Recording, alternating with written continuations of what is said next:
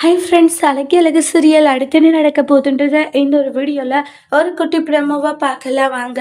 எங்க ரேவதி வந்து அண்ணன் இந்த மாதிரி அவருக்கு நீ எந்த பொசிஷன்ல இருக்க பேங்க்லன்றது தெரிஞ்சிடுச்சுன்றாங்க.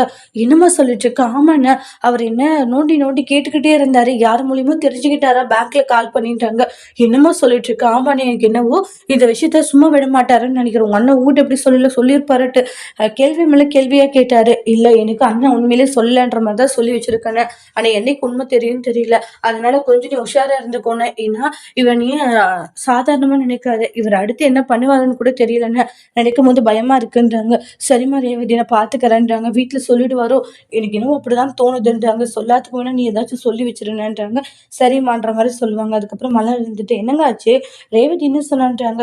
பெரிய பிரச்சனையில மாட்டிக்கிட்டோம் மலரு அப்படின்றாங்க. பெரிய பிரச்சனையா? எங்க? என்னங்க சொல்லிட்டு இருக்கீங்க? இந்த மாதிரி பேங்க்ல என்ன இதுல இருக்கன்றது அவருக்கு தெரிஞ்சிருச்சுன்றாங்க. என்னங்க சொல்லிட்டு இருக்கீங்க? ஆமா, அவரு யார் மூலியமா வந்து கால் பண்ணி தெரிஞ்சுக்கிட்டாராம். ஏன் உன்கிட்ட சொல்லலையா அப்படின்ற மாதிரி ரேவதி கிட்ட கேள்வியா கேட்டுக்கிட்டு இருந்தாராம். அவ்வளவுதான், போச்சு போச்சு, வீட்டுல சொன்னா அம்மாவும் அப்பாவும் தேவையில்லாம சண்டை போடுவாங்க. இப்ப என்ன பண்றதுன்றாங்க. ஏங்க, நம்மளுக்கு மட்டும்தான் பிரச்சனை தேடி தேடி வருமாங்க. என்னங்க இது அப்படின்றாங்க. எனக்குமே ஒண்ணும் புரியல, ரொம்ப குழம்பி போய் தான் இருக்குன்றாங்க. இந்த பிரச்சனையை எப்படி சமாளிக்க போறோன்னு வேற தெரியலன்ட்டு பயங்கரமா ஃபீல் பண்ணிட்டு இருக்காங்க. இப்படி ஒரு சிக்கல்ல மாட்டிக்கிட்டோம்னு சொல்லிட்டு. இந்த பிரச்சனைய பாக்கியராஜும் மலரும் எப்படிதான் சமாளிக்க போறாங்கன்றத அடுத்த வீடியோல நம்ம வெயிட் பண்ணி பார்க்கலாம். Thank you.